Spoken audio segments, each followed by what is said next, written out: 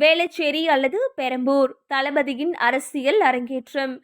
திரையுலகில் உச்சம் தொட்ட நடிகர் விஜய் தனது தமிழக வெற்றிக் கழகம் மூலம் அரசியல் இன்னிங்ஸை இங்கிருந்துதான் தொடங்குவார் என எதிர்பார்க்கப்படுகிறது.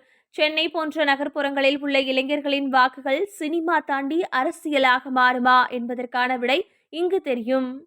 விக்கிரவாண்டி உணர்வுபூர்வமான களம். விஜயின் தாவேகா தனது முதல் அரசியல் மாநாட்டை வெற்றிகரமாக நடத்திய இடம். வட தமிழகத்தில் தடம் பதிக்க துடிக்கும் விஜய்க்கு இத்தொகுதி ஒரு பல பரீட்சை களமாகும். கோவை தெற்கு பல முனை போட்டி. பாஜகவின் செல்வாக்கு, அதிமுகவின் பாரம்பரிய வாக்கு வங்கி மற்றும் திமுக கூட்டணியில் உள்ள கமல்ஹாசனின் மானிமாவின் தாக்கம் என இத்தொகுதி ஒரு மினி சட்டமன்றம் போலவே காட்சியளிக்கும்.